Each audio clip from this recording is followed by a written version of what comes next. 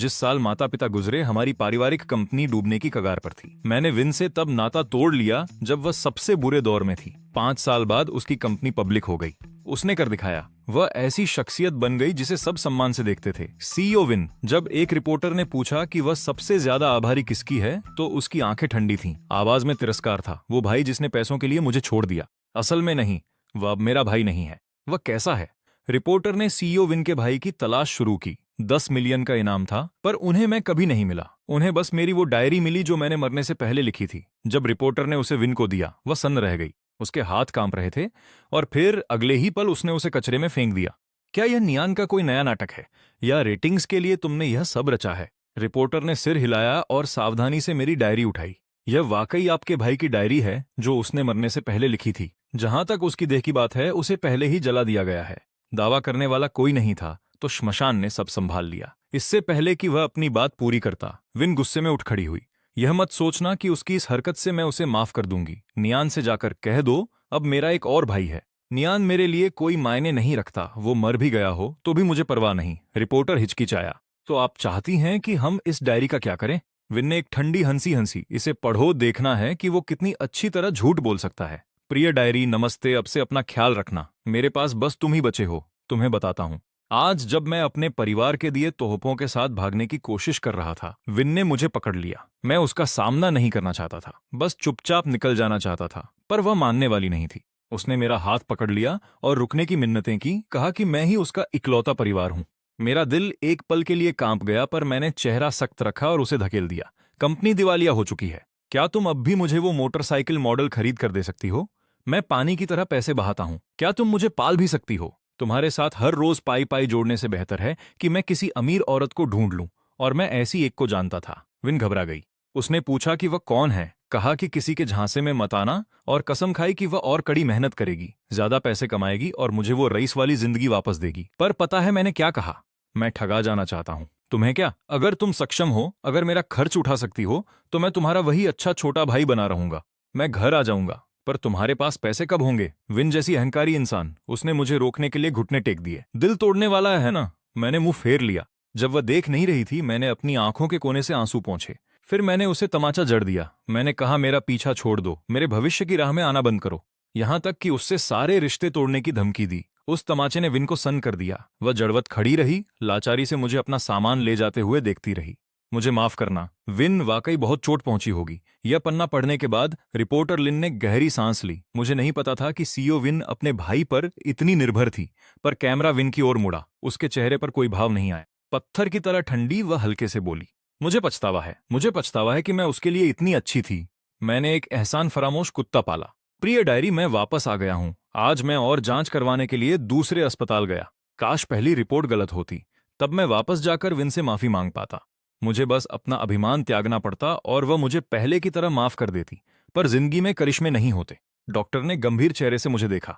तुम्हारे माता पिता कहाँ हैं? यह लिवर का आखिरी स्टेज का कैंसर है। तुम्हें तुरंत अस्पताल में भर्ती होना होगा। मुझे पूरा तो समझ नहीं आया, पर मौत के डर ने मुझे रुला दिया। मैं सिर्फ 18 साल का था। डॉक्टर ने मुझे तरस भरी नजरों से देखा और भर्ती फॉर्म दिया। मैं बिलिंग काउंटर पर गया, एक नजर डाली और चुपके से अस्पताल से खिसक गया। ठीक है, विन का बैंक कार्ड मेरे अकाउंट से लिंक था। उसे पैसे बचा लेने दो। वैसे भी मैं जल्दी ही मरने वाला हूं। जो उसने इतनी मेहनत से कमाए, उन्हें क्यों बर्बाद करूं? ठेकेदार के पैसे लेकर भागने के बाद उनका कंस्ट्रक्शन डील टूट गया। आर्थिक स्थिति बिगड़ गई। माता पिता पर भारी दबाव का पहाड़ टूट पड़ा। और एक बिजनेस डिनर के दौरान उनका एक्सीडेंट हुआ और दोनों मर गए। सब कुछ विन के कंधों पर आ गया। मैंने अपनी आंखों से देखा कि कैसे कर्जदार घर पर आए, घर का एक एक सामान ले गए। और विन ने मेरी विदेश की पढ़ाई के लिए लाखों बचाने के लिए उन लोगों के आगे घुटने टेक दिए। पर अंत में बैंक ने सब कुर्क कर लिया। कर्ज चुकाने के लिए विन ने सबसे उधार लिया। इतना पिया कि उसके पेट से खून बहने लगा और वह अस्पताल पहुंच गई। पर उसके पास ठीक होने का समय नहीं था, न ही पैसे। जैसे ही उसे होश आया, उसने डिस्चार्ज लिया और क्लाइंट्स के पीछे भागने लगी। मदद के लिए हर किसी के आगे हाथ फैलाए, अपनी गरिमा खो दी। मैंने रोकर उसे आराम करने के लिए कहा। वह कहती थी वो लोहे की बनी है, उसे कुछ नहीं होगा। क्या वह नादान नहीं थी? मैं उसका बोझ हल्का करना चाहता था। मैं विन से कहना चाहता था, मुझे विदेश नहीं पढ़ना। मैं अब वो बिगड़ा हुआ रईस नहीं था। मैं सब कुछ दे सकता था, पार्ट टाइम काम करके उसकी देखभाल कर सकता था। पर उसी पल मुझे सबसे महंगी बीमारी हो गई। प्रिय डायरी, क्या तुम्हें भी लगता है मैं बेकार हूं? रिपोर्टर लिन की आंखें नम हैं।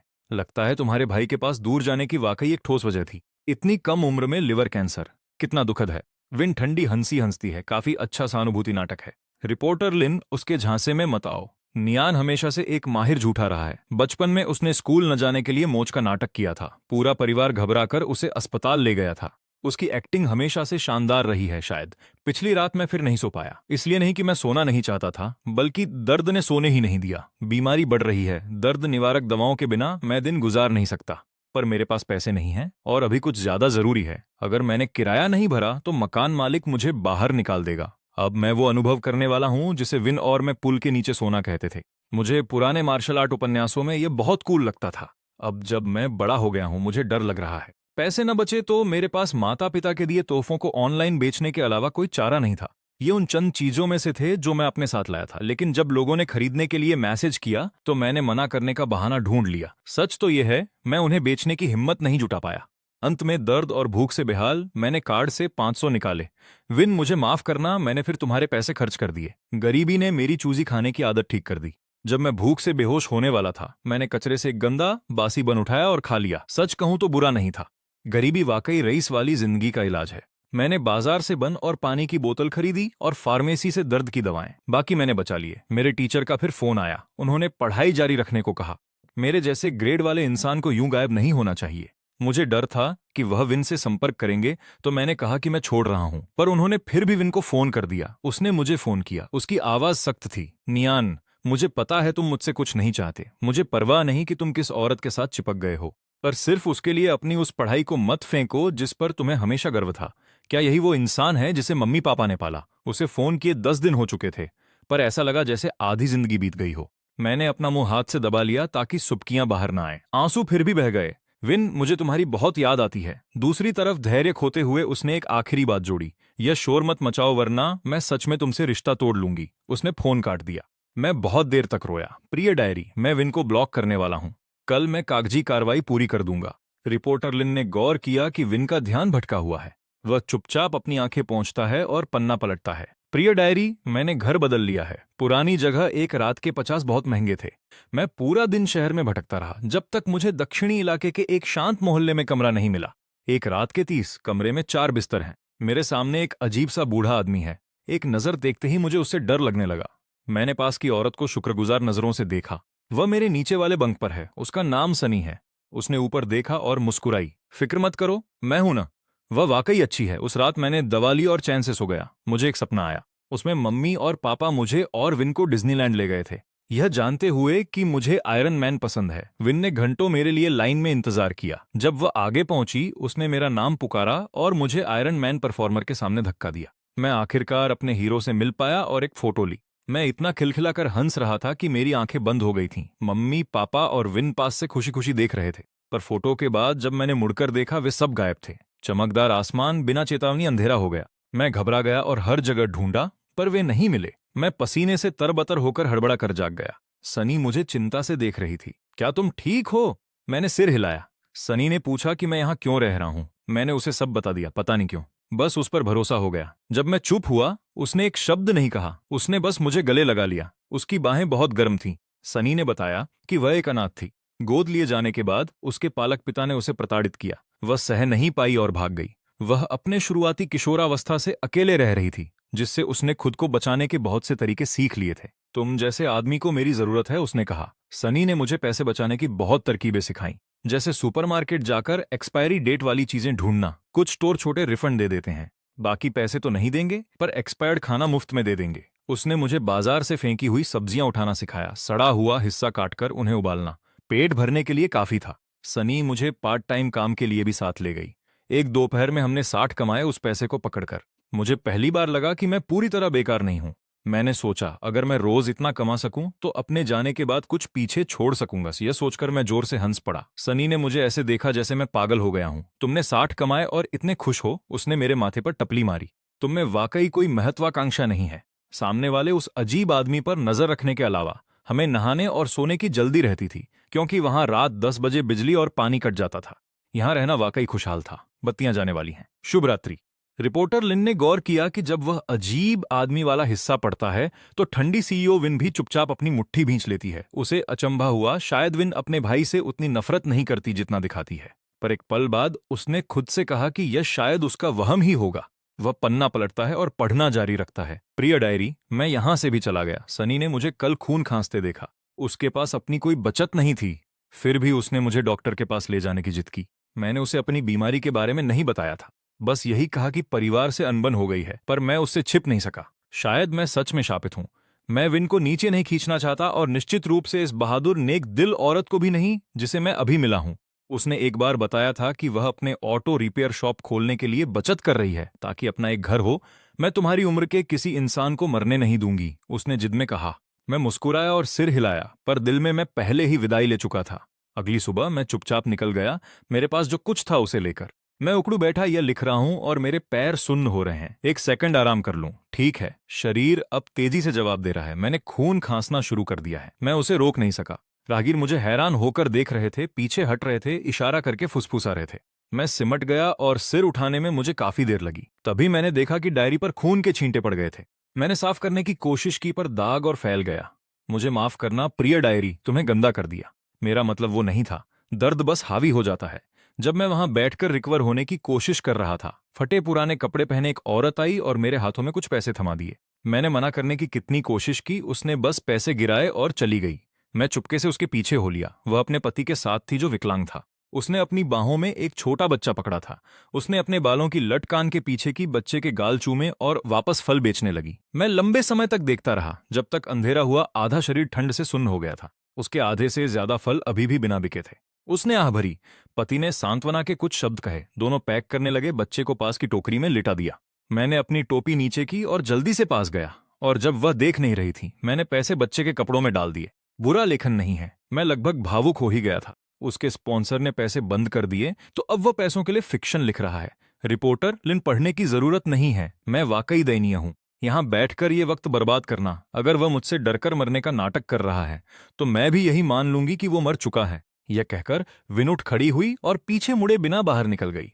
इंटरव्यू खत्म हो गया था, पर एपिसोड वायरल हो गया। किसी ने रिकॉर्ड निकाले जिससे पता चला कि 5 साल पहले भाई से नाता तोड़ने के बाद विन नियमित रूप से थेरेपी क्लिनिक जा रही थी। लोगों ने निष्कर्ष निकाला कि माता पिता के खोने और भाई के कथित धोखे ने उसे डिप्रेशन में डाल दिया था। कंपनी ठीक होने पर उसने एक और भाई गोद ले लिया था, और डायरी ने ऑनलाइन तीखी बहस छेड़ दी। कुछ लोगों ने नियान की आलोचना की कि उसने पैसों के लिए बहन का साथ छोड़ा, उसे दिवालियापन के दौर में अकेला छोड़ दिया, और उस पर जो मानसिक दबाव पड़ा उसके लिए दोषी ठहराया। अब जब वह सफल है तो वह विक्टिम बनकर सहानुभूति पाने की कोशिश कर रहा है। यहां तक कि ऐसी डायरी भी लिख रहा है। बेचारा विन के पास पहले से एक नया भाई है। अफवाह है कि उसने उसके 18वें जन्मदिन पर पूरा अम्यूजमेंट पार्क बुक कर लिया था और एक limited edition sports car gift की थी। वह सिर पर बिठा कर रखा गया था, पर दूसरे लोग इतने आश्वस्त नहीं थे। शायद कहानी में कुछ और भी है। यह डायरी बहुत सच्ची लग रही है। इसमें जो भाव हैं, मुझे विश्वास नहीं होता कि जिसने ये लिखा है वो बस पैसों का भूखा था। लोग चाहे जो भी सोचते हों, हर कोई यह जानने के लिए बेताब था कि नियान की डायरी में आगे क्या हुआ। रेटिंग्स की भूख में स्टेशन ने जीत से फिर संपर्क किया और पूछा कि क्या वह डायरी को सार्वजनिक करने की अनुमति देगी। यह बदकिस्मती थी या वाकई बेरुखी, कोई नहीं कह सकता था। लेनी ने जीत का जवाब दिया। डायरी स्टेशन को सौंप दी गई थी, और इसे जारी करना है या नष्ट करना, इस पर उसकी कोई राय नहीं थी। लेनी ने आगे कहा कि उसने एक बात साफ कर दी थी, उसका सिर्फ एक भाई है और उसका नाम तुम हो। ऑनलाइन कुछ लोगों को यह बहुत पसंद आया। देखते हैं कि क्या इयान अब भी अपना नाटक जारी रखता है। जब उसे परवाह ही नहीं, हरी झंडी मिलते ही स्टेशन ने नियन की मौत से पहले की डायरी नाम से लाइव प्रसारण शुरू कर दिया। रिपोर्टर लिन स्क्रीन पर दिखाई दी। चेहरे पर गंभीरता थी। आप सभी की तरह मैंने भी यह डायरी पहले नहीं पढ़ी है। सीईओ जीत की अनुमति से मैं आज इसे आप सबके साथ साझा कर रही हूं। कृपया कमेंट्स में दया बनाए रखें। लाखों लोग एक पल में स्ट्रीम पर उमड़ पड़े, और एक मिनट के भीतर यह 10 लाख के पार पहुंच गया। हर एक दर्शक रिपोर्टर लिन के उस डायरी को खोलने का इंतजार कर रहा है। इस बीच जीत के ऑफिस में लेनी जीत को एक अजीब भाव से देखती हैं। लंबी चुप्पी के बाद आखिरकार बोल पड़ती है। सीईओ जीत, प्रसारण शुरू हो रहा है। जीत ने ऊपर नहीं देखा। मैंने कहा मुझे उसके बारे में और कुछ नहीं सुनना। रिपोर्टर लिन ने एक लंबी गहरी सांस ली और डायरी खोली। प्रिय डायरी, आज मुझे एक कुत्ता मिला। मैं इसमें नहीं पढ़ना चाहती थी, लेकिन यह अपना घायल पैर घसीटते हुए मेरे पीछे आ रहा था, धीरे धीरे कुनमुना रहा था। मैं जानती थी कि मैं उसकी देखभाल करने की हालत में नहीं हूं, इसलिए मैंने हिम्मत जुटाई और आगे बढ़ गई। लेकिन 2 कदम बाद ही मैं पीछे मुड़ गई। जैसे ही मैंने उसे उठाया, छोटे पीले कुत्ते की आंखें चमक उठीं। उसने मेरी हथेली को बार बार चाटा। मैंने एक आह भरी। उसे साफ पता था कि मैं कमजोर दिल हूं। मैंने उसका नाम लकी रखा, यह सोचकर कि शायद उसे लंबी और खुशहाल जिंदगी मिले और वह मेरी तरह ना हो जाए। मैं उसे वेटनरी क्लिनिक ले गई। सिर्फ जांच की फीस ने मुझे कंगाल कर दिया। सर्जरी का खर्चा 2,000 आता। इसके बिना लकी मर जाएगा। मैंने अपनी बाहों में लकी की ओर देखा और डॉक्टर से सावधानी से पूछा, क्या मैं इसे कुछ दिनों बाद ला सकती हूँ? और देरी नहीं हो सकती। कल तक का समय था। मैं लकी को पकड़े सुध-बुध खोए क्लिनिक से बाहर निकली और सड़क के किनारे बैठ गई। मैंने उससे बात की। तुम कितने मूर्ख हो, इतने अमीर लोगों के रहते तुम्हें मैं मिली जो लगभग मरने वाली है। अकेलेपन को तो मैं स्वीकार कर सकती थी, लेकिन मैं पूरी तरह बर्बाद भी हूं। मैं 2,000 कहां से लाऊंगी? कुत्ते को एक शब्द भी समझ नहीं आया। वह बस खुशी में अपनी पूंछ हिला रहा था, घर मिल जाने का जश्न मना रहा था। उसे देखकर मेरी आंखों में आंसू आ गए। मेरे पास कोई चारा नहीं था। मैं एटीएम गई, हिचकिचाते हुए खड़ी रही और 2,000 निकालने के लिए हाथ बढ़ाया। पिछली बार जीत, यह आखिरी बार है जब मैं तुम्हारे पैसे खर्च कर रही हूं। लेकिन कार्ड ब्लॉक था। जीत ने उसे बंद कर दिया था। मेरा दिल डूब गया। सही तो था ना? मैंने ही कहा था कि मुझे उससे कोई लेना देना नहीं। उसके पास मेरे लिए पैसे खर्च करने का कोई कारण नहीं था। मेरा जीत से संपर्क करने का कोई इरादा नहीं था, लेकिन मजबूर थी। लकी की खातिर मैंने उसका नंबर अनब्लॉक किया और कॉल किया।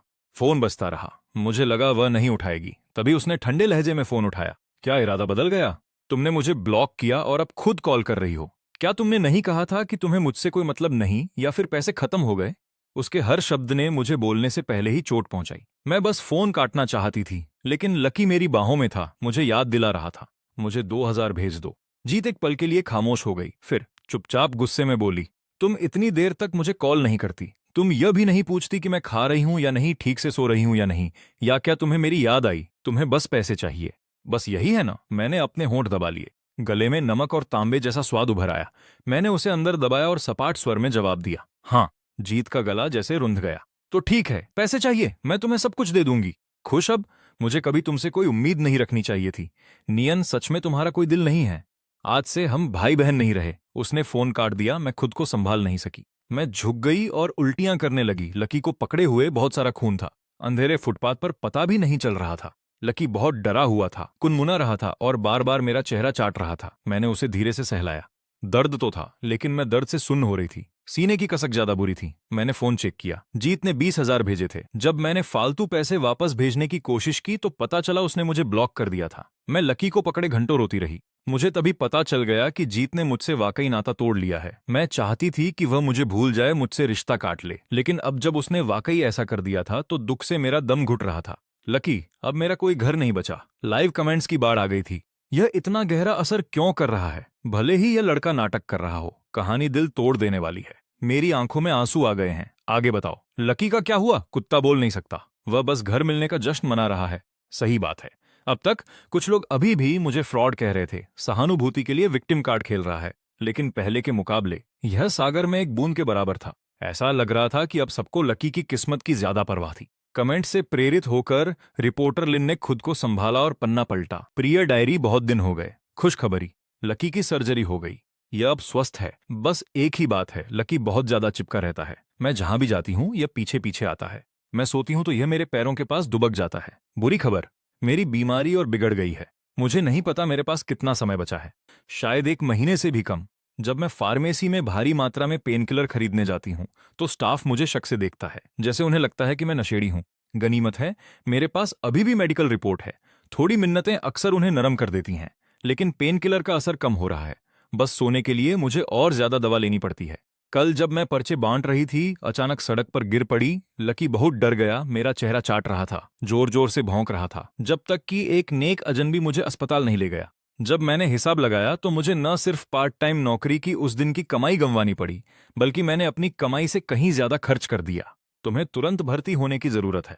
हमें तुम्हारे परिवार से संपर्क करना होगा। इस रफ्तार से तुम्हारे पास ज्यादा समय नहीं बचा। उसने वाक्य पूरा नहीं किया।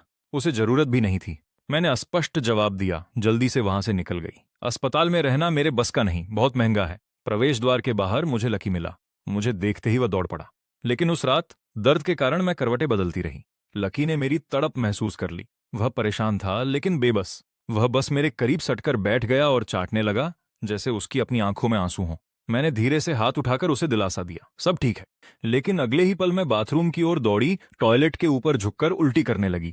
ऐसा लग रहा था जैसे मेरा शरीर अंदर बची हर चीज को बाहर निकालना चाहता है। मुझे नहीं पता कितनी देर तक चला। उल्टियां करती रही जब तक दुनिया अंधेरे में डूब नहीं गई।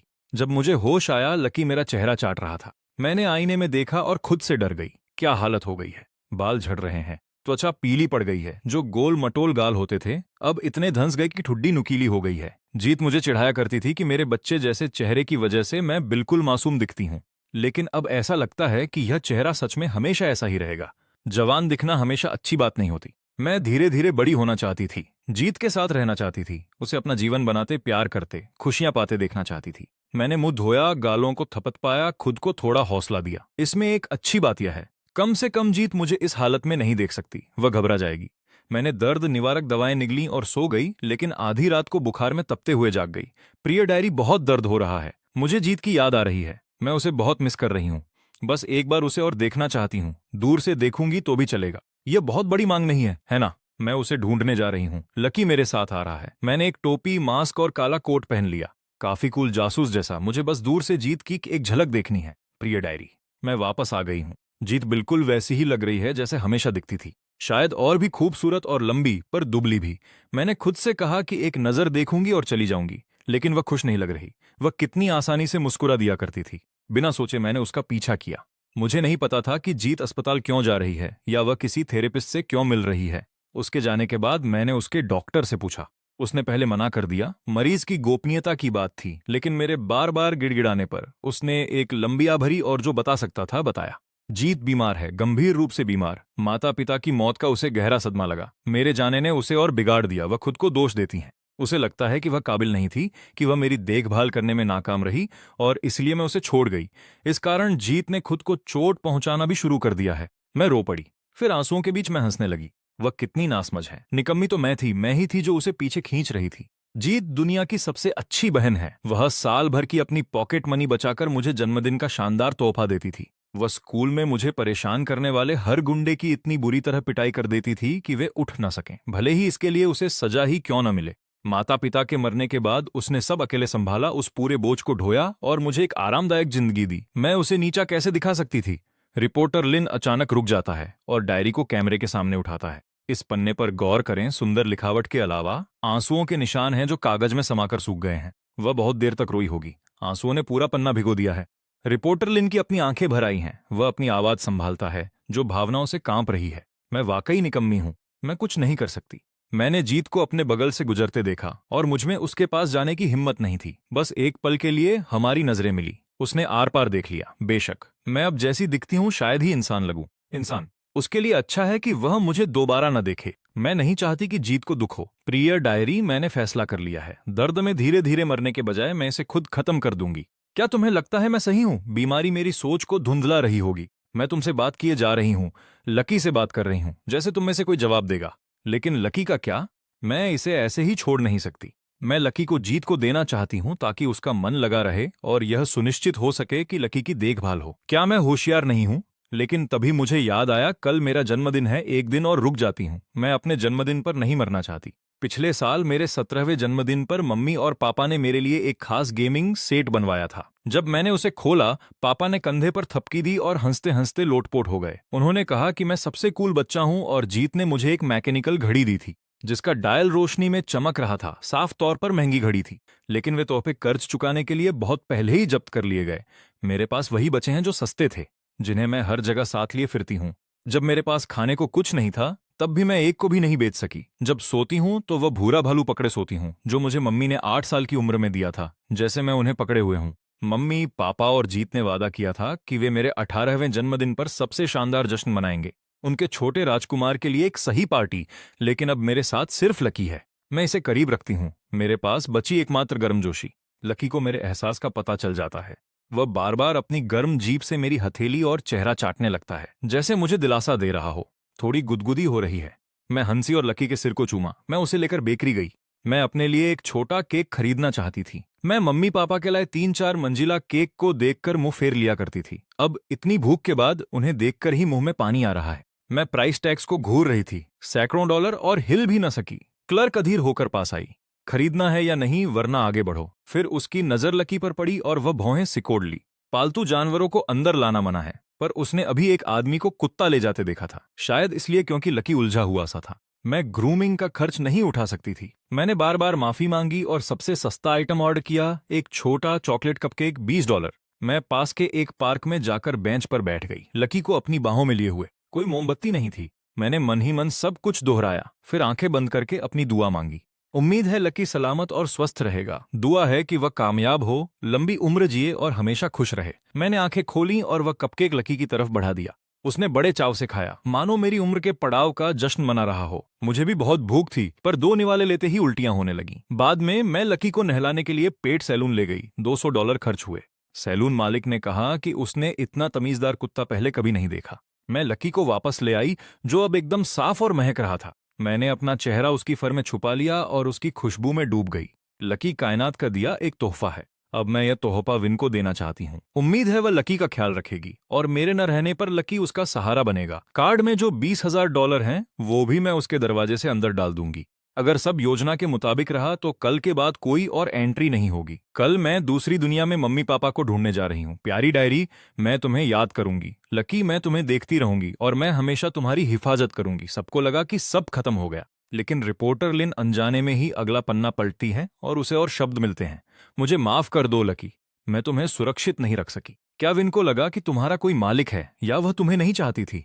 मैं पास ही छुपी थी, इंतजार में कि विन तुम्हें ले ले और फिर मैं चली जाऊं, लेकिन लकी पट्टे से छूटकर मेरी तरफ दौड़ पड़ा। काश मैंने खुद लकी को विन के हाथों में सौंपा होता तो क्या सब ठीक हो जाता। मैं गिड़गिड़ाई, रोई, लकी मुझे छोड़कर मत जाओ, प्लीज मत जाओ। लेकिन वह अपना सिर उठाने की कोशिश कर रहा था। एक धीमी सी आवाज निकाली, मेरा चेहरा चाटा और आंखें मूंद लीं। मैंने लकी को सीने से लगाकर उसके लिए गाना गाया, अच्छा कुत्ता, प्यारा कुत्ता, दरवाजा खोल दो। जब मैंने गाना खत्म किया तो मेरा चेहरा आंसुओं से भीग चुका था। मैंने लकी को मम्मी पापा की कब्र के पास वाली छोटी सी पहाड़ी पर दफन कर दिया।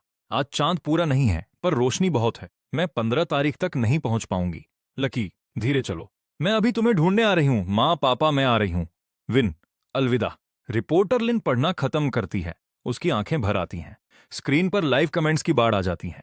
रुको, लकी मर गया और नियॉन भी मर गया। लिखने वाला ऐसा कैसे कर सकता है? मरना एक बात है, पर कुत्ते को क्यों मारा? लकी ने क्या बिगाड़ा था? यह हद से ज्यादा है। क्या नियॉन सच में मर गया या यह कोई पब्लिसिटी स्टंट है? कोई मुझे बताए। पुलिस रिकॉर्ड और हमारी अपनी जांच के मुताबिक नियॉन की मौत 5 साल पहले हो चुकी है। यह कोई दिखावा नहीं है। वह झूठ नहीं बोल रहा था। कृपया मरने वाले का सम्मान करें। कमेंट्स में थोड़ी शालीनता रखें। जहां तक इस डायरी की बात है, हम इसे सुरक्षित रखेंगे। हम अब और कोई सवाल नहीं लेंगे। धन्यवाद। रिपोर्टर लिन प्रसारण बंद करती है। जनता असंतुष्ट है और विन के सोशल मीडिया पर सीधे मैसेज कर रही है। उसके पेज को कमेंट्स से भर दिया है। इतने लोग सर्च कर रहे हैं कि यह ट्रेंड करने लगा है। सीईओ विन का भाई नियॉन मर चुका है। मरने से पहले नियॉन की डायरी, क्या यह असली है? फिर डायरी वाली लड़की सनी ऑनलाइन पोस्ट करती है, नियॉन अब नहीं रहा, मुझे खेद है, वह बिना कुछ कहे चला गया। मैंने उसे बहुत ढूंढा पर कभी नहीं मिला।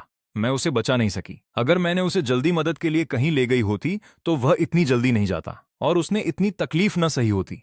ज्यादातर लोग तब तक शक करते रहे जब तक सनी ने फोटो पोस्ट नहीं की। फोटो में मुस्कुराता हुआ लड़का नियॉन की उन तस्वीरों से एकदम मेल खाता है जो पहले से ही ऑनलाइन घूम रही थी। तब जाकर लोगों को यकीन हुआ और इंटरनेट पर भूचाल आ गया। सबने डायरी को सच मान लिया। एक के बाद एक टैग ट्रेंड करने लगे। नियॉन लकी, हम तुम्हें घर वापस ला रहे हैं। नियॉन लकी, तुम जहां कहीं भी हो, क्या तुम ठीक हो? यह बात विन की असिस्टेंट तक पहुंचती है। लिन कई देर फोन घूरती है, फिर हिचकिचाते हुए बोलती है, सीईओ विन, 5 साल पहले क्या आपने कभी कोई कुत्ता देखा था? सुनहरे रंग का, जब वह उसे उलझन में देखती है और फिर थोड़ी देर बाद सिर हिलाती है। जिस दिन मैं ऑफिस से घर आई, प्रवेश द्वार के बाहर खंभे से एक छोटा कुत्ता बंधा था। पूरा सुनहरा, गुलाबी नाक, साफ सुथरा, प्यारा, साफ लग रहा था कि किसी का लाडला पेट है। मुझे उसकी याद आई। उसे जानवर हमेशा पसंद थे। मैं पास गई और उसे सहलाया। बहुत शांत, पूंछ हिला रहा था। मुझे लगा मालिक वापस आ जाएगा तो मैं अंदर चली गई। थोड़ी देर बाद बाहर शोर सुनाई दिया। मैं खिड़की के पास गई। सड़क के बीचों बीच एक जवान लड़का उस कुत्ते को पकड़कर रो रहा था, फूट फूट कर रो रहा था। वही उसका मालिक रहा होगा। जाहिर है कुत्ता उसे ढूंढ रहा था, घबरा गया, पट्टे से छूटकर भाग गया और कार की चपेट में आ गया। लिन एकदम शांत हो जाती है। फिर उसका फोन बजता है। वह अभी आई फाइल को देखती है और उसकी छाती भारी हो जाती है। सीईओ विन, मुझे माफ करें। मैंने आपको बताए बिना डायरी की खुद जांच की और आपके भाई के साथ क्या हुआ यह पता लगाया। वह सच में जा चुका है। पुलिस ने 5 साल पहले उसकी मौत का रजिस्ट्रेशन किया था। डेथ सर्टिफिकेट असली है, इसे बदला नहीं जा सकता। उसने खुदकुशी की और डायरी असली है। यह कहने के बाद लिन विन की तरफ देखने की हिम्मत नहीं जुटा पाती। वह अपनी स्क्रीन पर फाइलें खोलती है। कृपया इसे पढ़ें। नियॉन के साथ जो कुछ भी हुआ, उसकी डायरी आज सार्वजनिक कर दी गई है। मुझे लगा आपको पता होना चाहिए। वह दरवाजे की तरफ बढ़ती है। आपके भाई, वह धीरे से जोड़ती है, ने बहुत बुरा वक्त देखा था। ऑफिस से निकलते हुए लिन धीरे से दरवाजा बंद करती है। कुंडी की हल्की आवाज के साथ बाहर की दुनिया खत्म हो जाती है। ऑफिस में बस विन बची है और उसके हाथ में रिपोर्ट है। एक रिपोर्ट जिसका वजन उसके द्वारा पकड़ी गई किसी भी चीज से ज्यादा है। हवा थम गई। जिस बेरुखी को उसने ढाल बनाकर थाम रखा था, वह गुब्बारे की तरह एक पल में फट गई। वह फाइल खोलने की हिम्मत तक नहीं जुटा पा रही। उसकी उंगलियां बर्फीली ठंडी हैं, जो कागज के खुरदरे किनारों को छू रही हैं। इंटरव्यू की तस्वीरें उसके दिमाग में लगातार कौंध रही हैं। जब रिपोर्टर ने पहली बार डायरी निकाली थी तो उसका दिल अजीब तरह से सिकुड़ गया था, जिसे वह समझा नहीं पा रही थी। और जब उसने इसकी बातें सुनी तो वो सारी भावनाएं जिन्हें उसने जबरदस्ती दबा रखा था, छोटे छोटे शक, खामोश दर्द और वह एक पंक्ति, मैं लकी को विन को देना चाहता था ताकि उसे कंपनी मिले और लकी का ख्याल रखा जाए। उसने खुद से कहा था कि वह नियॉन की हेरफेर करने की भद्दी कोशिश थी, लेकिन अब हर शब्द उसके दिल में जहरीले तीर की तरह चुभ रहा है। कांपते हाथों से वह आखिरकार फाइल खोलती है। पहला पन्ना नियॉन के डेथ सर्टिफिकेट की कॉपी है, जो ब्लैक एंड व्हाइट में है, ठंडे तरीके से फॉर्मेट किया हुआ। नाम नियॉन लिंग, पुरुष, मौत की तारीख पतझड़ 5 साल पहले, उनकी आखिरी कॉल के 3 महीने बाद ही मौत का कारण। मौका वारदात, शहर के किनारे नदी के पास एक छोटी सी झाड़ी, वही जगह जिसका उसने डायरी में जिक्र किया था, जहां उसने अपने माता पिता की राख दफन की थी। भोर में अपना पक्षी टहलाते एक बूढ़े आदमी ने शव देखा। लावारिस फ्यूनरल होम ने प्रोटोकॉल के अनुसार दाह संस्कार किया। राख को थोड़े समय के लिए रखा गया और फिर बिखेर दिया गया। हर शब्द उसके दिल पर फेर दिया गया एक कुंद ब्लेड है।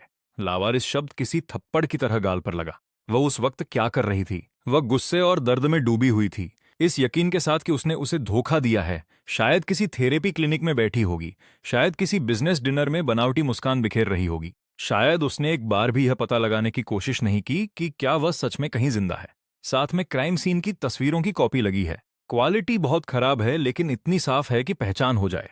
एक नौजवान, हड्डियों का ढांचा बना हुआ और मुश्किल से पहचान में आने वाला, एक पेड़ के तने से सटकर शांति से बैठा है। उसने डायरी में बताए गए वही काले कोट पहन रखे हैं। टोपी से उसका ज्यादातर चेहरा ढका है। उसके पैरों के पास खाली गोलियों की बोतलें और नींद की गोलियां बिखरी हैं, और अपनी बाहों में उसने मजबूती से एक पुराना फटा हुआ भूरा खिलौना भालू पकड़ा है। विन उसे तुरंत पहचान लेती हैं। यह वही जन्मदिन का तोहफा था जो माँ ने उसे 8 साल की उम्र में दिया था। वह उसे हर वक्त अपने साथ रखता था। एक और फोटो भी है। डायरी जैसी वह घटनास्थल पर मिली थी, वह उसके पास एक प्लास्टिक की थैली लिपटी थी, सावधानी से सील की हुई, जैसे उसे डर था कि सुबह की ओस उसे खराब न कर दे। आखिरी पल तक वह उस डायरी की रक्षा कर रहा था, एकलौती जगह जहां वह अपना दिल खोल सकता था। विन की सांसें तेज होने लगी हैं। उसकी नजरें धुंधली हो गईं। उसने अपना हाथ मुंह पर जोर से रख लिया, पर वह उस टूटी हुई चीख को नहीं रोक सकी जो उसकी छाती के गहरे हिस्सों से बाहर निकल आई। जिन आंसुओं के बारे में उसे लगा था कि वे सूख चुके हैं, वे अब बाढ़ की तरह बह रहे हैं, उसकी त्वचा को झुलसा रहे हैं। नियॉन, वह बुदबुदाती है मेरे नियॉन। उसकी आवाज इतनी भारी है कि लग ही नहीं रही कि वह उसकी है। यह कोई सहानुभूति का ड्रामा नहीं था, कोई मनगढ़ंत कहानी नहीं थी। वह सच में बीमार था, सच में बदहाल था, सच में अपने आखिरी दिन दर्द में और दुनिया द्वारा ठुकराया हुआ गुजार रहा था, और फिर भी वह उसके बारे में सोच रहा था। यह बहन जो कभी उसके लिए अच्छी नहीं थी, उसने जानबूझकर वे भयानक बातें कही थीं, उसे अपनी जिंदगी से दूर धकेला था। इसलिए नहीं कि वह उससे प्यार नहीं करता था, बल्कि इसलिए कि वह उससे बहुत ज्यादा प्यार करता था। वह खुद हर अपमान और हर दर्द का बोझ उठाना पसंद करता था, बजाय इसके कि वह उसके लिए बोझ बने। और उसने क्या किया? उसने उसके नाटक पर यकीन कर लिया। उसने 5 साल तक उससे नफरत की। जब उसने सुना कि वह मर गया तो उसने कहा, मर भी जाए तो मुझे परवाह नहीं। उसने एक नया भाई गोद ले लिया ताकि उसके जाने के बाद जो खालीपन है उसे भर सके। कभी यह समझने की कोशिश नहीं की कि वह क्या था। अब पछतावा उस पर लहर की तरह टूट पड़ा है। वह उनकी आखिरी कॉल को याद करती है। उसने कहा था, मैं तुम्हें सब कुछ दे दूंगी खुश, अब मुझे तुमसे कभी कुछ उम्मीद नहीं करनी चाहिए थी। नियॉन, तुम सच में पत्थर दिल हो। फिर उसने फोन काट दिया और उसे ब्लॉक कर दिया। उन शब्दों ने उसे कितना चोट पहुंचाई होगी। क्या उसे फिर से खून की उल्टियां हुई होंगी? क्या उसने लकी को गले लगाकर तब तक रोया होगा जब तक उसे सांस लेने में दिक्कत न हो? वह गम जिसे उसने इतने लंबे समय तक दबाया था, आखिर गले को चीरते हुए बाहर आ गया, एक कच्ची, दिल को तोड़ देने वाली दहाड़ के साथ। विन अब खुद को संभाल नहीं पा रही। वह अपनी कुर्सी से नीचे खिसक गई और फर्श पर सिमट गई, किसी खोए हुए बच्चे की तरह खुद में दुबक कर। वह बिना किसी संकोच के फूट फूट कर रोई। उसकी आवाज निराशा, अपराधबोध और ऐसे दुख से भरी है जिसे कभी मिटाया नहीं जा सकता। वह फर्श पर घूंसे मार रही है, उसके नाखून महंगे कालीन में गड़ रहे हैं। मैं उसे बचा सकती थी, मैं उसे पहचान सकती थी, मैंने उसे क्यों नहीं पहचाना? यह ख्याल उसे अंदर ही अंदर खा रहा है। उस दिन थेरेपी क्लिनिक के बाहर टोपी और मास्क में वह दुबला पतला फिगर जिसे उसने पेपराजी समझा था, वह उसका नियॉन था। उसने सीधा उसकी तरफ देखा था और उसने बिना कुछ सोचे दूसरी तरफ देख लिया था। काश वह रुक जाती, काश उसने एक सवाल पूछ लिया होता, काश, लेकिन जिंदगी काश पर नहीं चलती। ऑफिस के बाहर लिन्नी और कुछ कर्मचारी उसके टूटने की आवाज सुन रहे हैं, बेबस नजरों से एक दूसरे को देख रहे हैं।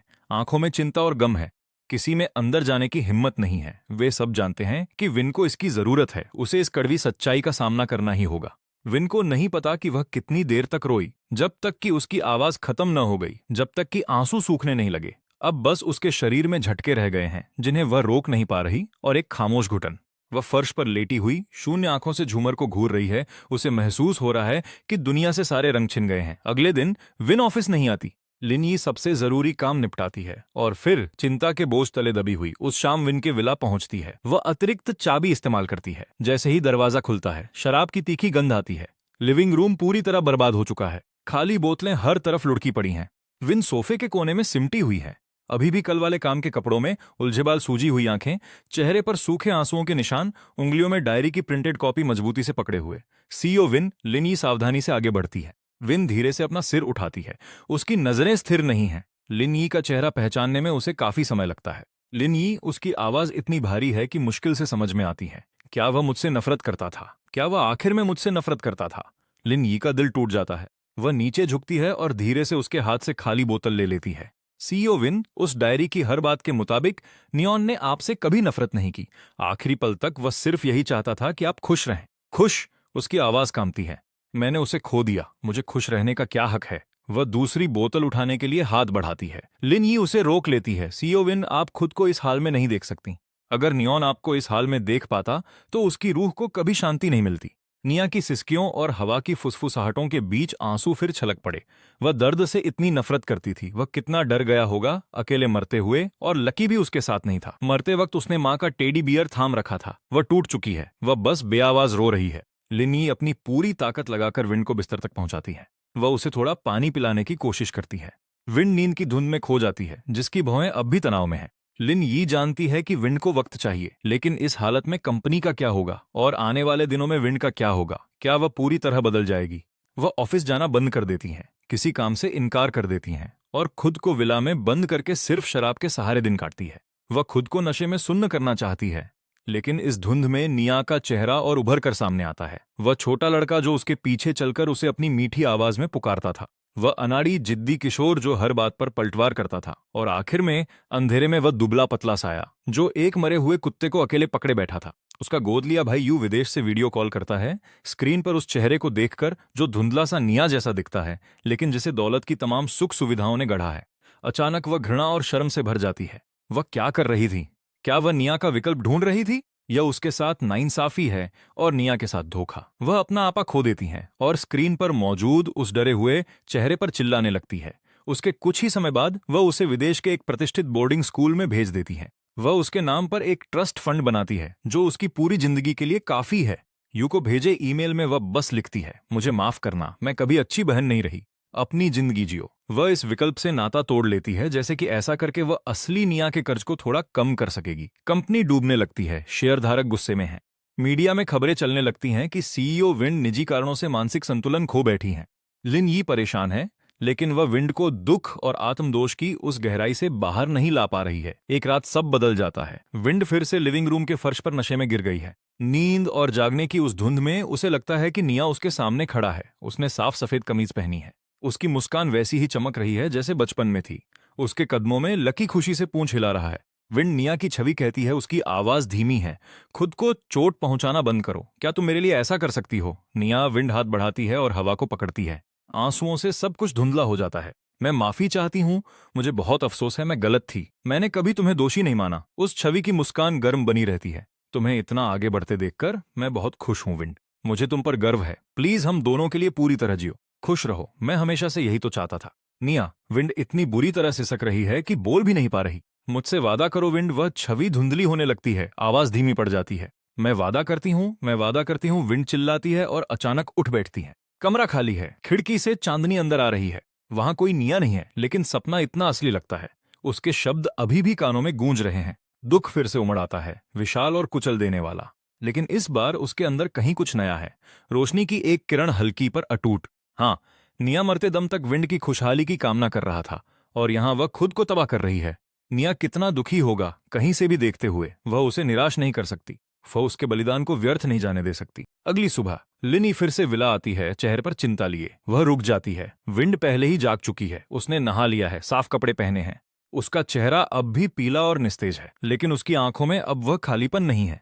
उनमें अब कुछ है, एक ऐसी स्पष्टता जो लगभग क्रूर है। एक फैसला लिया जा चुका है। विंड की आवाज अब भी भारी है पर शांत है। लिनयी, मेरे लिए सबसे अच्छे प्राइवेट डॉक्टर का इंतजाम करो। पूरा चेकअप होगा, और बोर्ड को सूचित करो आज दोपहर वीडियो मीटिंग है। सीईओ विंड, क्या आप? मैं ठीक हूं। विंड उसकी बात काट देती है। उसकी नजर खिड़की के बाहर चमकती धूप पर टिकी है। या यूं कहें, मुझे निया के लिए बेहतर होना होगा और सब ठीक करना होगा। लोहे जैसे इरादों के साथ विंड खुद को फिर से बनाना शुरू करती है। वह डॉक्टर की सलाह मानती है। वह शराब छोड़ देती है। वह खुद को खाने, सोने और सामान्य जीवन जीने के लिए मजबूर करती है। वह फिर से काम में डूब जाती है, पहले से कहीं अधिक तेज, सख्त और कुशल। कंपनी संभल जाती है, लेकिन जो लोग उससे करीब से जानते हैं वे इसे महसूस कर सकते हैं। सीईओ विंड, जिसमें कभी थोड़ी सी गर्माहट थी, वह अब जा चुकी है। अब वह एक मशीन की तरह काम करती है, ठंडी और अथक, जैसे सिर्फ अंतहीन काम ही उसके खालीपन को भर सकता है। लेकिन काम से इतर वह एक लंबी खामोश तलाश शुरू करती है। वह निया के आखिरी महीनों का हर निशान ढूंढना चाहती है। उसे उन 5 महीनों को समझना है जब वह उसकी जिंदगी से नदारद थी। वह कैसे जीता था, उसने खुद को कैसे संभाला था। लिन यी के जरिए वह सनी को ढूंढ निकालती है। वह महिला जिसने ऑनलाइन पोस्ट किया था, वे एक कैफे के प्राइवेट कमरे में मिलती हैं। विंड उस महिला को देखती है, व्यावहारिक और सीधी बात करने वाली। सनी विंड को देखती हैं और उसके भाव जटिल हैं। उसमें सहानुभूति है और कुछ हद तक राहत भी। सीईओ विंड, आप आखिरकार आ गई। सनी एक लंबी सांस लेती हैं। मैंने पहले आप तक पहुंचने की कोशिश की थी। आपके असिस्टेंट ने मुझे मना कर दिया। मुझे लगा आपको निया की वाकई परवाह नहीं है। मुझे परवाह है। विंड की आवाज धीमी है, उसमें एक थरथराहट है जो मुश्किल से महसूस होती है। मैं बस अंधी थी, एक मूर्ख। प्लीज मुझे निया के बारे में सब कुछ बताओ। सनी उस महिला को देखती है जो ऊपर से इतनी शक्तिशाली लगती है, लेकिन जिसकी आंखें अथाह दुख से भरी हैं। सनी कुछ समझती है और बात शुरू करती है। वह गंदे से अर्बन विलेज हॉस्टल से कहानी शुरू करती है। वह निया की मासूमियत, उसकी जिद के बारे में बताती है कि कैसे वह खून की उल्टियां करता था, फिर भी अस्पताल जाने से मना करता था। कैसे उसने उसे मजबूर किया, तब जाकर उसने बताया टर्मिनल लिवर कैंसर। वह बताती है कि कैसे उसने अपने पास जमा हर पैसा उसे इलाज के लिए देने की कोशिश की। वह इतना विचारशील था, इतना सावधान कि किसी पर बोझ न बने।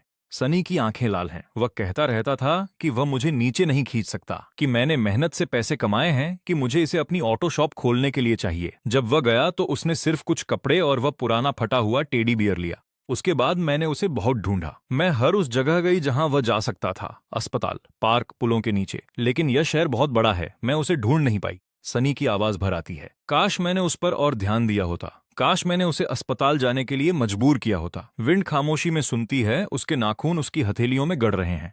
इतने समय तक जब वह रजनमन में डूबी थी, तब कोई था, एक अजनबी, जिसने निया को थोड़ी सी गर्माहट दी थी। एक घर दिया था जो उसे ढूंढने के लिए पूरा शहर छान मार रही थी। और वह उसकी अपनी सगी बहन। विंड एक लंबी सांस लेती है। शुक्रिया सनी, जब उसे सबसे ज्यादा जरूरत थी तब वहां रहने के लिए शुक्रिया। अगर तुम कुछ भी चाहती हो तो प्लीज बताओ। सनी अपना सिर हिलाती है। मुझे कुछ नहीं चाहिए। मैंने ऑनलाइन पोस्ट इसलिए किया क्योंकि मैं चाहती थी लोग जाने। निया एक अच्छा इंसान था। वह उन बातों के लायक नहीं था जो लोग उसके बारे में कहते थे। सीईओ विंड, अगर आप वाकई उसके लिए कुछ करना चाहती हैं तो बस अच्छा जीवन जिए। उसके बलिदान को बेकार न जाने दे। ये शब्द उसके सपने में सुने गए निया के शब्दों की गूंज की तरह लगते हैं। वे विंड के दिल में कहीं गहराई से उतरते हैं। वह कैफे से निकलती है और सनी द्वारा दी गई जानकारी का पीछा करती है। वह उस अर्बन विलेज जाती है जहां निया रहता था। सालों बीत चुके हैं। इलाका तोड़कर नया बना दिया गया है। अब वहां एक शॉपिंग मॉल खड़ा है। वह व्यस्त चौराहे पर खड़ी होकर कल्पना करने की कोशिश करती है कि निया यहां कैसे रहा होगा, उस डरावने आदमी से छिपकर, कुछ डॉलर के पार्ट टाइम काम के लिए मुस्कुराते हुए। हर ख्याल उसके सीने में चाकू की तरह चुभता है। वह सुपरमार्केट, बाजार और उस एनिमल क्लिनिक भी जाती है जिसका जिक्र निया ने अपनी डायरी में किया था। क्लिनिक का मालिक अभी भी वही है। विंड उसे निया की फोटो दिखाती है।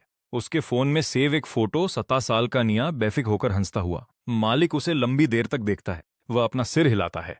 हर दिन इतने जानवर यहाँ आते हैं। मैं नहीं कह सकता कि मुझे वह याद है। विंड हार नहीं मानती, वह लकी का हुलिया बताती है। एक छोटा क्रीम रंग का कुत्ता जिसकी पिछली टांग में पुरानी चोट थी। मालिक भौहें सिकोड़कर गौर करता है। उसकी यादों के किसी कोने में कुछ हलचल होती है शायद, पर मुझे पूरी जानकारी याद नहीं है। विंड हिम्मत नहीं हारती। वह अपने रसूख का इस्तेमाल कर उस अधिकारी को ढूंढती है जिसने निया का केस संभाला था। वह रिटायर होने वाला है, पर उसे यह केस साफ याद है। वह विंड को नदी के किनारे उस उपवन में ले जाता है जहां निया का शव मिला था। वह पानी के किनारे खड़े एक बड़े पेड़ की ओर इशारा करता है। वह आहा भरता है। वह बच्चा उसे देखकर ही दिल टूट जाता था। ठीक वहीं वहां सन्नाटा था। वह ऐसे लग रहा था जैसे सो रहा हो। हमने गहराई से जांच की थी। किसी साजिश का कोई सबूत नहीं मिला। हमने डायरी भी पढ़ी थी। यह उसकी अपनी मर्जी थी। उसके पास ज्यादा कुछ नहीं था, सिर्फ वह टेडी बियर, डायरी और थोड़े पैसे। हमने परिवार को खोजने के लिए पब्लिक नोटिस निकाला था, पर कोई नहीं आया। अधिकारी विंड की ओर देखता है। वह अपनी बात पूरी नहीं करता। विंड उस पेड़ के नीचे खड़ी होती है। शुरुआती गर्मियों की हवा पत्तों से होकर गुजरती है। हवा में हल्की सरसराहट भर जाती है। टहनियों से छनकर आती धूप जमीन पर रोशनी के टुकड़े बिखेर रही है। यहाँ बहुत शांति है। वह नदी की मंद आवाज सुन सकती है। क्या निया ने अपनी जिंदगी यहीं खत्म करने का फैसला इसलिए किया क्योंकि यह उस जगह के करीब था जहां उनके माता पिता आराम कर रहे हैं? उन आखिरी पलों में इन शांत पेड़ों को देखते हुए वह क्या सोच रहा होगा? क्या वह अपने माता पिता के बारे में सोच रहा था? बचपन की वह पारिवारिक यात्रा। वह नीचे झुकती है। वह अपने हाथों को धीरे से पेड़ की खुरदरी छाल पर फेरती है, जैसे वह निया की छोड़ी गई आखिरी गर्माहट को महसूस कर सके। आंसू बेआवाज गिरते हैं। वे मिट्टी में समा जाते हैं। निया, मैं यहाँ हूं।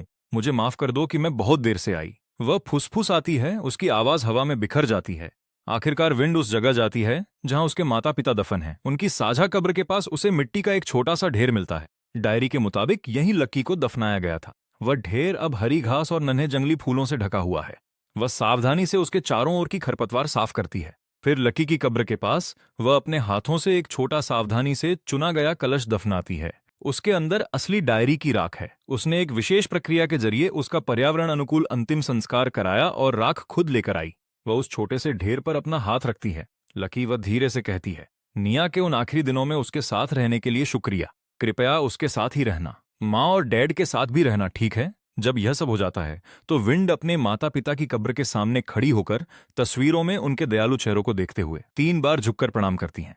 उसकी आवाज शांत और स्थिर है। माँ, डैड, मुझे माफ कर देना। मैंने निया का ख्याल नहीं रखा, पर मैं आपसे वादा करती हूँ, अब से मैं हम दोनों के लिए जीऊंगी। मैं कुछ ऐसा करूंगी जिससे उसका जाना सार्थक हो सके। शहर वापस आकर विंड एक ऐसा फैसला लेती है जो सबको हिला देता है।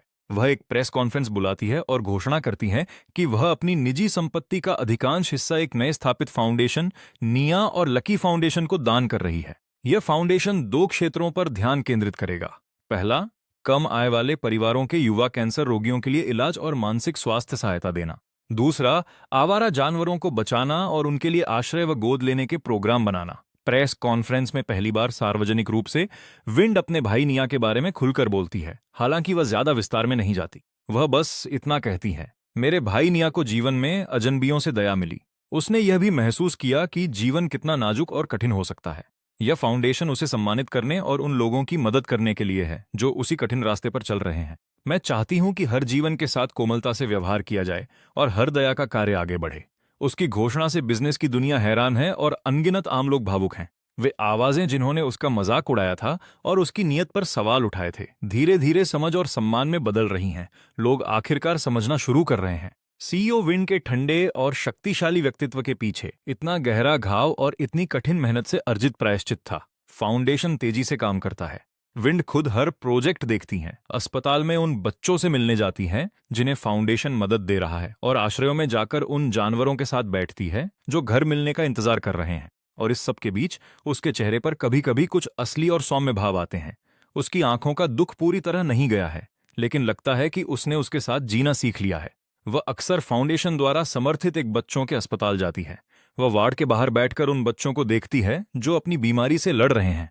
एक दिन एक छोटा लड़का, जिसे वही टर्मिनल लिवर कैंसर है जो निया को था, कीमोथेरेपी के कारण गंजा, उसकी तरफ देखता है और मुस्कुराता है। उस पल में विन को नियान एक छोटे बच्चे जैसा लगा। वो उसके पास गई और प्यार से उसके सिर पर हाथ रखा। उसने उसे मोटरसाइकिल का एक नया मॉडल दिया। लड़के का खिलता हुआ चेहरा देख विन के अंदर जमी बर्फ पिघलने लगी। उसने सनी को भी मदद की पेशकश की ताकि वो अपना सपनों का ऑटो शॉप खोल सके, लेकिन सनी ने फिर मना कर दिया। सीईओ विन, मैं इसकी कद्र करता हूं, सच में। सनी हंसा। कोई बात नहीं, पर मैं इसे खुद कमाना चाहता हूं। वैसे भी मैं फाउंडेशन में वॉलंटियर कर रहा हूँ, बेसहारा जानवरों को बचाने में मदद करता हूँ, ये सुकून देता है। शायद नियान भी यही चाहता कि हम सब अपनी जिंदगी का रास्ता खुद ढूंढें। विन ने जोर नहीं डाला। वो सनी के फैसले का सम्मान करती थी और वो आभारी थी। आभारी की किस्मत ने नियान के मुश्किल वक्त में उसे इतना वफादार दोस्त दिया। सनी ने बताया कि नियान अक्सर कहता था कि सोया सॉस में डूबे स्टीम्ड बन्स दुनिया की सबसे बेहतरीन चीज है। सनी खिड़की से बाहर देखने लगी। उसकी आवाज धीमी थी। मुझे पता था कि वो भूखा था, पर जब भी वो इसकी बात करता उसकी आंखें चमक उठती, जैसे वो किसी शाही दावत की बात कर रहा हो, जैसे वो सबसे शानदार चीज हो। विन उसके पास बैठ गई और खामोशी से सुनती रही। उसके नाखून हथेली में धंस रहे थे। बस इसी तरह वो रोने से खुद को रोक रही थी। ये बातें डायरी के शब्दों से कहीं ज्यादा सच्ची और दर्दनाक थीं। हर बात एक जख्म की तरह थी। अब उसे सब पता चल गया था। उसे पता था कि कड़ाके की ठंड में नियान सूखे बंस को ठंडे पानी के साथ कैसे खाता था। उसे पता था कि वो दर्द से कांपते हुए बिस्तर के कोने में कैसे सिमट जाता था बिना एक आवाज किए। उसे पता था कि नियान के सबसे बुरे वक्त में लकी कैसे उसके करीब आ जाता था और उसके आंसू चाट लेता था। उसने सनी से वो पुराना पता लिया जहां नियान कभी रहता था, जो अब टूट चुका था। अब वहां बड़ी इमारतें थीं, पर वो अपनी कार लेकर वहां गई, किनारे खड़ी रही और बस बैठी रही। नई इमारतों को देखते हुए वो ये सोचती रही कि उसका भाई इस जगह पर अपना बीमार शरीर घसीटते हुए कैसे जिया होगा। कंपनी में काम अब भी सुचारू रूप से चल रहा था, लेकिन उसकी वो बेतहाशा मेहनत वाली ऊर्जा धीरे धीरे कम हो गई थी। अब वो काम दूसरों को सौंपने लगी थी। हर चीज पर नियंत्रण की जरूरत खत्म हो गई थी। लोग कहते थे कि विन अपने भाई के जाने के बाद एक अलग इंसान बन गई है। अब वो पूरी तरह चैरिटी को समर्पित थी। सिर्फ लिंग ये जानती थी कि विन को कभी सुकून नहीं मिला। उसकी मेज पर डायरी की वो कॉपी पड़ी रहती, जिसके पन्ने बार बार पढ़ने से घिस गए थे, और उसके साथ कैंसर के इलाज और डिप्रेशन काउंसलिंग की ढेर सारी फाइलें थीं। वो एक रिसर्च कर रही थी, एक बहुत लंबी रिसर्च। उसका विषय वो भाई था जिसे वो बचा न सकी। मकसद था अपने दिमाग में उस अतीत को बार बार लिखना जिसे कभी बदला नहीं जा सकता। वक्त तेजी से बीत रहा था। उस डायरी के लाइव स्ट्रीम को 3 साल हो चुके थे, जिसने पूरे देश को हिला दिया था। नियान और लकी फाउंडेशन ने हजारों परिवारों की मदद की थी। विन को अनगिनत सम्मान और अवार्ड मिले, लेकिन एक बरसात की दोपहर उसे एक कॉल आया। इस बार ये किसी केयर सेंटर से नहीं था, ये उसका गोद लिया हुआ भाई था जो विदेश से कॉल कर रहा था। फोन पर उसकी आवाज हिचकिचाती और परेशान थी। विन, मैं घर की पुरानी चीजें देख रहा था जो तुम विदेश वाले घर में छोड़ गई थी। मुझे एक फोटो एल्बम मिला। इसमें बचपन के नियान की तस्वीरें हैं और डायरी के कुछ पन्ने हैं जो तुमने बचपन में लिखे थे। ऐसी बातें जो तुमने कभी किसी को नहीं दिखाई। मैंने उन्हें पढ़ा और मुझे कुछ मिला है, कुछ ऐसा जो शायद तुम खुद भी भूल चुकी हो। ये तब की बात है जब मम्मी पापा की मौत हुई थी। कुछ धुंधला सा, जैसे जानबूझकर इसे कहीं दबा दिया गया हो। फोन पकड़े हुए उसका हाथ हल्का सा कांप रहा था। बाहर खिड़की पर बारिश की बूंदें गिर रही थीं। उसकी छाती जकड़ी हुई सी महसूस हुई। उसने उसे सब कुछ भेजने को कहा। कुछ दिनों बाद पार्सल आ गया। एल्बम के साथ कुछ पीले पड़ चुके पन्ने थे जो छोटी विन ने लिखे थे। लिखावट बहुत तेजी में और जज्बात से भरी थी। ये उसके माता पिता के एक्सीडेंट वाली रात से पहले की बात थी। घर में एक जबरदस्त बहस हुई थी, एक बड़े बिजनेस फैसले को लेकर। पिताजी एक बड़ा जोखिम उठाना चाहते थे। माँ उनके साथ थी, लेकिन छोटी विन ने पूरी ताकत से विरोध किया और उसने कुछ ऐसा कह दिया जो उसका मतलब नहीं था कि तुम हम सबको बर्बाद कर दोगे। उसने पन्नों को अपने माता पिता की जिद पर गुस्से और भविष्य के डर से भर दिया था। आखिरी लाइन थी, अगर यह परिवार कभी बर्बाद हुआ तो वो पूरी तरह उनकी गलती होगी। बरसों बाद ये शब्द एक जंग लगी चाबी की तरह अचानक उस ताले में फिट हो गए जिसे उसने अपनी यादों में बंद कर रखा था। वो अपनी कुर्सी पर ढह गई। उसके शरीर पर ठंडे पसीने की बूंदें आ गईं। अब उसे सब याद आ गया। जिस दिन माता पिता का एक्सीडेंट हुआ, उस रात की बहस की वजह से वो उन्हें छोड़ने तक नहीं गई थी। और इतने सालों में गम इतना बड़ा था कि उसने अपनी इस गलती को मिटा दिया था। वो सिर्फ ये याद रखना चाहती थी कि उसके माता पिता उससे कितना प्यार करते थे। इतने सालों तक जब नियान अकेले तड़प रहा था, तब वो अपने माता पिता की मौत का बोझ ढो रही थी, जिसे उसने कभी कबूला नहीं था। उसने हमेशा माना था कि नियान की मौत एक बहन के तौर पर उसकी नाकामी की सजा है। उसने कभी सोचा नहीं था कि ये उन क्रूर शब्दों की कीमत भी हो सकती है जो उसने इतने साल पहले कहे थे। अपराध बोध पर अपराध बोध जुड़ता गया। ये उसे अंदर तक तोड़ देने के लिए काफी था। उसने खुद को 2 दिन तक स्टडी रूम में बंद कर लिया। जब वो बाहर आई तो उसने लिन यी से कहा, मुझे कब्रिस्तान जाना है, नियान, लकी और मम्मी पापा से मिलना है। नियान और लकी की कब्र ठीक उसके माता पिता के पास थी।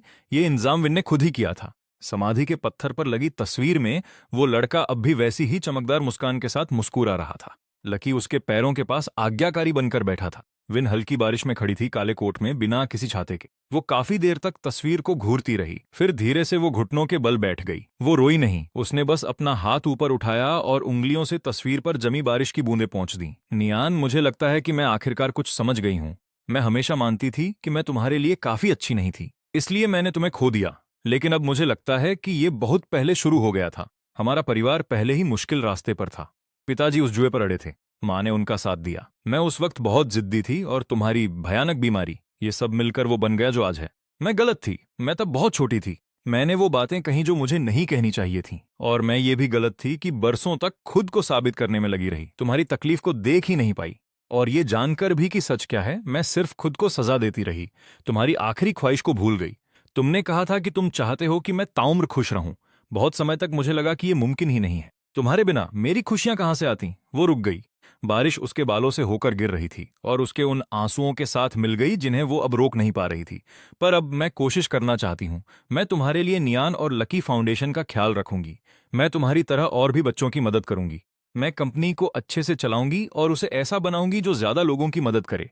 मैं अब अपनी जिंदगी को वाकई अपनाना चाहती हूँ। तुम्हें भी, उस बच्चे के लिए भी आसान नहीं था।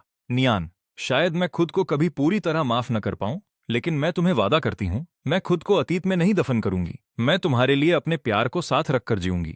वाकई जीऊंगी। शायद यही तुम मुझसे देखना चाहते थे, है ना?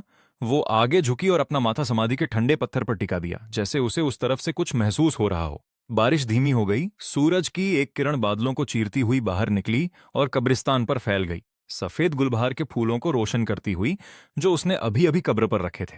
पंखुड़ियों पर पड़ी बारिश की बूंदें रोशनी पकड़कर चमकने लगी। विन खड़ी हो गई। उसने आखिरी बार तस्वीर में अपने भाई के चेहरे को देखा, फिर वो मुड़ी और चल दी। उसके कदम अब उतने भारी नहीं थे जितने आते वक्त थे। धीमे थे पर स्थिर थे। कब्रिस्तान के किनारे लगे चीड़ के पेड़ों से होकर हवा गुजरी, एक धीमी सरसराहट के साथ, जैसे कोई आहो, जैसे आखिरकार कोई चीज छूट गई हो। ये वो जगह है जहां कहानी कुछ पल रुक सकती है, माफी के बारे में, मुक्ति के बारे में, और इस बारे में कि कैसे आप घावों से भरे होने के बावजूद आगे बढ़ते रहते हैं। विन की जिंदगी आखिरकार अपने सबसे दर्दनाक अध्याय को पार कर चुकी थी और उसने अगला पन्ना लिखना शुरू कर दिया था। उस अगले अध्याय में अब भी गहरा सूनापन रहेगा, लेकिन शायद धीरे धीरे उसमें थोड़ी सी उसकी अपनी शांत रोशनी भी आ ही जाएगी। विन की जिंदगी की रफ्तार धीरे धीरे बदलने लगी। वो अब भी व्यस्त थी, लेकिन वैसी आपाधापी में नहीं जो वास्तव में सजा और दिखावा थी। उसने थेरेपी लेना शुरू किया, अपने माता पिता की मौत के गम और उस अपराध बोध का सामना किया जो नियान के लिए जरूरत से ज्यादा सुरक्षा में बदल गया था, और फिर कुछ और भी बुरा हो गया था।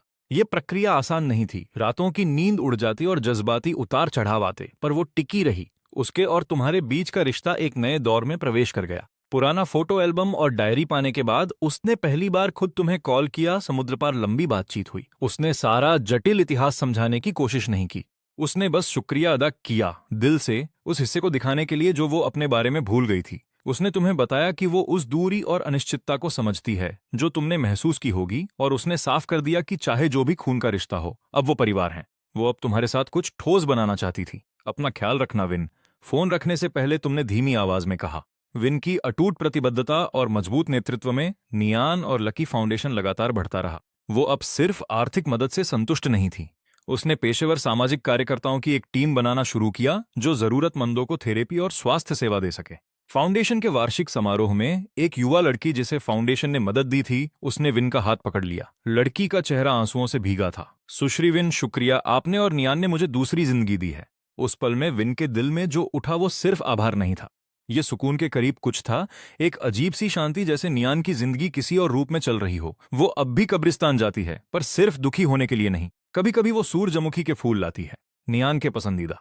कभी कभी वो बस शांति से बैठती है और उनसे बातें करती है। फाउंडेशन के बारे में अपडेट, ऑफिस के किसी मुश्किल दिन की शिकायतें, वैसे ही जैसे वो तब करती थी जब नियान वहां था। एक बार उसने लकी की छोटी समाधि के सामने एक नया खिलौना भी रखा। लकी, उसने धीरे से कहा, उसका ध्यान रखना। वक्त चलता रहा। 2 साल और बीत गए।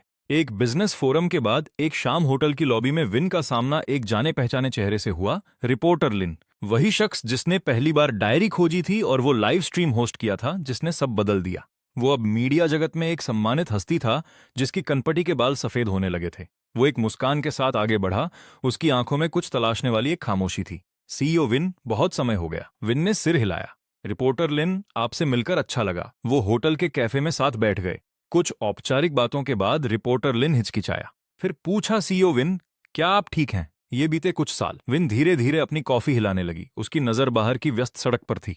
मैं ठीक तो नहीं कहूंगी, उसने धीरे से कहा, पर बुरा भी नहीं।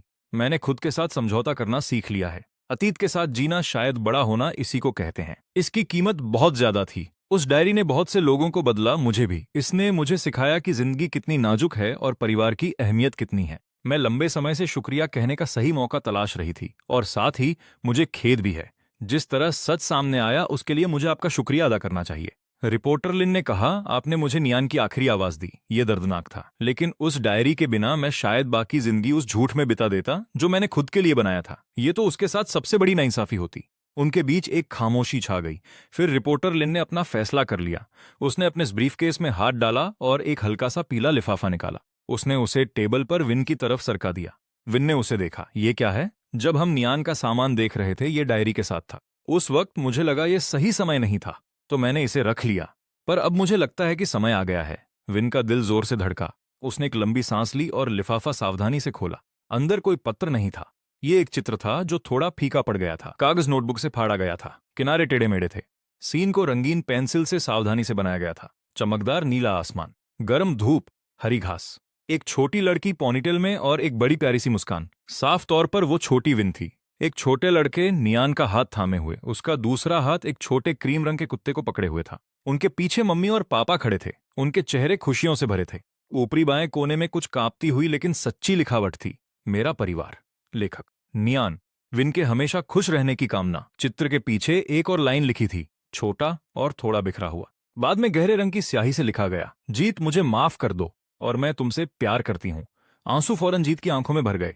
वह मानो उसे देख पा रही थी। बीमारी से खोखला हो चुका वह लड़का अपने अंतिम दिनों में दर्द को सहते हुए कांपते हाथों से उस मिलन की लकीरें खींच रहा था जिसका उसे अरमान था, पर वो उसे कभी न मिल सका। इस चित्र में कोई शिकायत नहीं है, सिर्फ प्यार और माफी है। जीत उस पतले कागज को ऐसे पकड़ती है जैसे वह दुनिया की सबसे अनमोल चीज हो। एक आंसू उस चित्र पर गिरता है। वह फौरन अपनी उंगलियों से उसे पोंछ लेती है। उसे डर था कि कहीं उसके भाई की आखिरी निशानी धुंधली न पड़ जाए। उसने कभी मेरे बारे में सोचना बंद नहीं किया, जीत ने कहा, रिपोर्टर लिन से और खुद से। रिपोर्टर लिन ने सिर हिलाया। आंखें लाल थीं। बिना कुछ कहे उस रात जीत ने उस चित्र को फ्रेम करवा लिया। उसने उसे अपने स्टडी रूम में डायरी की प्रति के बगल में टांग दिया। वह उसके सामने बहुत देर तक खड़ी रही। आने वाले दिनों में जीत वही ताकतवर सीईओ जीत रही जो व्यापार की दुनिया को चलाती थी। वही नियन और लकी फाउंडेशन की शक्ति बनी रही। लेकिन उसके भीतर एक कोना हमेशा उस 18 साल के लड़के और उसके छोटे कुत्ते के लिए कोमल रहेगा। अब वह भूलने की कोशिश नहीं करती। उसने उन्हें यादों में साथ रखना चुना। वह उस भारी प्रेम के साथ दुनिया में चलती रही, वैसे जीने की कोशिश करती रही जैसा नियन उसे जीते हुए देखना चाहता था। और वह जानती थी जीवन में बारिश का मौसम फिर आ सकता है, लेकिन उसके दिल में उसने अपने और नियन के लिए एक पक्की गर्म पनाहगाह बना ली थी। कहानी का अंत साधारण मायनों में सुखद नहीं था, पर वह सच था, और वह पूरा है अपने जख्मों के बावजूद। जीत का जीवन धीरे धीरे एक नए ढर्रे पर आ गया। मेरे परिवार नाम का वह चित्र उसके भीतर के सबसे ठंडे कोने में रोशनी की किरण जैसा था। यह दुख को मिटाता नहीं, पर खुद को दोषी मानने की तीखी कसक को कम कर देता था। वह समझ गई कि नियन उसके लिए सिर्फ दर्द और पछतावा नहीं छोड़ गया था, वो प्यार, शुद्ध और निस्वार्थ प्रेम और उसकी दुआएं भी छोड़ गया था। यह समझ उसे आगे बढ़ने की असली ताकत देती है। वह सिर्फ काम ही नहीं, अपने जीवन को भी संवारने लगी। उसने दोबारा ऑयल पेंटिंग शुरू की, जो उसे बचपन में बहुत पसंद थी। उसने वीकेंड क्लास ज्वाइन की। तारपीन की महक और कैनवास पर ब्रश का एहसास उसे वर्षों बाद मिली शांति जैसा था। वह परिदृश्य और निर्जीव चीजें बनाती, पर कभी लोग नहीं, कभी परिवार नहीं। वह चित सिर्फ नियन का है और वह उसे कभी दोबारा नहीं बनाना चाहेगी। तुम के साथ उसका रिश्ता स्वाभाविक होता गया। ग्रेजुएशन के बाद तुम घर वापस आ गया। उसने पारिवारिक कंपनी ज्वाइन नहीं की, उसने खुद ही एक टेक स्टार्टअप में नौकरी पाली। जीत इसका सम्मान करती है। जब वह करियर में मुश्किल दौर से गुजरता है तो वह उसे आदेश नहीं, नजरिया देती है, जो सिर्फ अनुभव रखने वाला ही दे सकता है। वे कभी कभी साथ में खाना खाते हैं। वे काम और जिंदगी के बारे में बात करते हैं, एक सामान्य भाई बहन की तरह। एक शाम तुम अपनी गर्लफ्रेंड को उससे मिलवाने लाया। लड़की घबराई हुई थी। जीत ने उसे प्यारी सी मुस्कान दी। एक दूसरे का ख्याल रखना, एक दूसरे के प्रति सब्र रखना। उस पल उसे एक झलक मिली कि सब कैसा होता अगर नियन जीवित होता, और वह एक बहन की तरह उनके साथ ऐसे ही रहती। नियन और लकी फाउंडेशन का दायरा बढ़ता गया। उन्होंने देश के अग्रणी चिकित्सा संस्थानों के साथ साझेदारी शुरू की। लीवर कैंसर के लिए अर्ली स्क्रीनिंग और लक्षित थेरेपी रिसर्च को फंड करना शुरू किया। जीत अब सिर्फ एक दानदाता नहीं थी, वह खुद प्रोजेक्ट चर्चाओं में बैठती, एक ऐसे व्यक्ति का नजरिया रखती जिसने इस बीमारी में परिवार खोया हो। ऐसा नजरिया जो कोई लैब रिसर्चर नहीं रख सकता। एक प्रोजेक्ट रिव्यू में एक युवा रिसर्चर ने नई जांच विधि पेश की। उसने कहा यह नई विधि लीवर कैंसर का पता लगाने की दर को 30% तक बढ़ा सकती है। जीत ने सुना और उसकी आंखें भर आईं। वह सोचती है कि जब पता चला तो नियन आखिरी स्टेज पर था। उसने अपनी हथेली को जांघ पर जोर से दबाया, भावनाओं को काबू में करते हुए। काश काश जल्दी पता चलने का मौका होता। रिसर्च को फंडिंग के लिए उसकी प्रतिबद्धता और गहरी होती गई। समय धीरे धीरे आगे बढ़ा, जब तक कि एक पतझड़ की दोपहर उसे केयर फैसिलिटी से एक कॉल नहीं आया। तुम के बारे में नहीं, सनी के बारे में। मिस सनी बेहोश हो गई हैं। वह वर्षों से बहुत काम कर रही थी और उसका शरीर जवाब दे गया, स्थिति नाजुक है, वह तुम्हें बुला रही है। जीत ने तुरंत अपना शेड्यूल खाली किया और छोटे शहर के लिए रवाना हो गई। अस्पताल के कमरे में एंटीसेप्टिक की महक घुली हुई थी। सनी जीत की यादों से कहीं ज्यादा दुबली थी। उसका चेहरा पीला था, लेकिन आंखें अभी भी साफ और जिद्दी थीं। सनी ने ऊपर देखा और जीत को देखकर एक कमजोर मुस्कान दी। सीईओ जीत, आप आईं। जीत बेड के किनारे बैठी और सनी का दुबला हाथ धीरे से थाम लिया। मुझे सीईओ जीत मत कहो, सिर्फ जीत। सनी ने सिर हिलाया, सांस लेते हुए। पुरानी आदत। और आप वाकई सीईओ जीत हैं। वह रुकी। मेरे पास ज्यादा समय नहीं बचा। कुछ ऐसा है जो मैं बहुत समय से सोच रही थी। मुझे लगता है आपको यह सुनना चाहिए। जीत का सीना जकड़ गया। मुझे बताओ। सनी की नजरें खिड़की की तरफ मुड़ गईं, जैसे वह यादों में खो रही हो। नियन के जाने से पहले उसने तुम्हारे लिए एक संदेश छोड़ा था, डायरी में नहीं। उस दिन उसकी हालत बहुत खराब थी, दर्द बहुत था और वह होश हवास में नहीं था। उसने मेरा हाथ पकड़ा और कहा, अगर कभी जीत को पता चले तो उसे मेरी तरफ से यह बता देना। सनी रुकी। उसकी सांसें भारी हो रही थीं। जीत पानी की तरफ बढ़ी। सनी ने मना कर दिया, उसे बात पूरी करनी थी। उसने कहा, उसे बताना, ज्यादा दिन शोक मत मनाना, किसी को ढूंढ लेना, उसे वैसे अकेला मत छोड़ना जैसे मम्मी और पापा ने छोड़ा था, और सुनिश्चित करना कि वह रोज गर्म खाना खाए। सनी की आवाज हर शब्द के साथ धीमी होती गई। आखिरी शब्द बस एक फुसफुसाहट थे। जीत की आंखों से बेआवाज आंसू गिरने लगे। ज्यादा दिन शोक मत मनाना, किसी को ढूंढ लेना, रोज गर्म खाना खाना, यही उसकी आखिरी फिक्र थी। जीत ने सनी के हाथों में अपना चेहरा छिपा लिया। उसकी आवाज फटने लगी। वह नादान बच्चा, उसने तुम्हें कभी किसी बात का दोषी नहीं माना। वह हमेशा कहता था कि उसकी बहन दुनिया की सबसे अच्छी बहन है।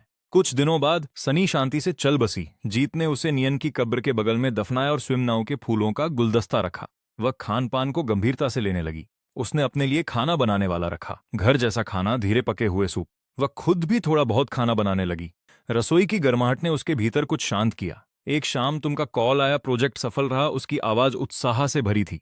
जीत ने सुना और उसके होठों पर मुस्कान आ गई। वह स्टडी में गई और मेरे परिवार को देखा। इस बार आंखों में आंसू नहीं थे। इसके बजाय उसने एक शांत वादा किया, मैं अच्छे से रहूंगी, मैं तुम्हारे प्यार को साथ लेकर चलूंगी। वह आज भी कब्रिस्तान जाती है, पर अब पुराने दोस्तों से मिलने जैसा लगता है। वह थर्मस में चाय ले जाती है और खबरें सुनाती है। वह चित्र बेडरूम में चला गया, याद दिलाने के लिए कि प्यार अब भी वही है। नियन और लकी फाउंडेशन ने लाखों समर्थकों को एक साथ जोड़ा। अर्ली स्क्रीनिंग प्रोग्राम जान बचाते हैं। हर बार जब वह ऐसी खबर सुनती है तो उसके सीने का पछतावा थोड़ा और हल्का हो जाता है।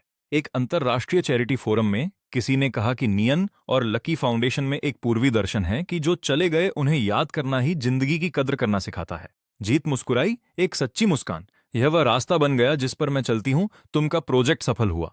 उसने टेक वर्ल्ड में अपना नाम बनाया। वह अपनी गर्लफ्रेंड विवियन को जीत से मिलवाने लाया। विवियन ने ब्रेज पोर्क बनाया जिसमें उनकी मां की रेसिपी की गूंज थी। जीत के सीने में कुछ गर्म सा एहसास हुआ। 10 साल गुजर गए। जीत की कनपटियों पर चांदी सी लकीरें उभर आईं। उसकी नजरें शांत और गहरी हो गईं। वह दैनिक कामों से पीछे हट गई, रणनीति और फाउंडेशन पर ध्यान देने लगी।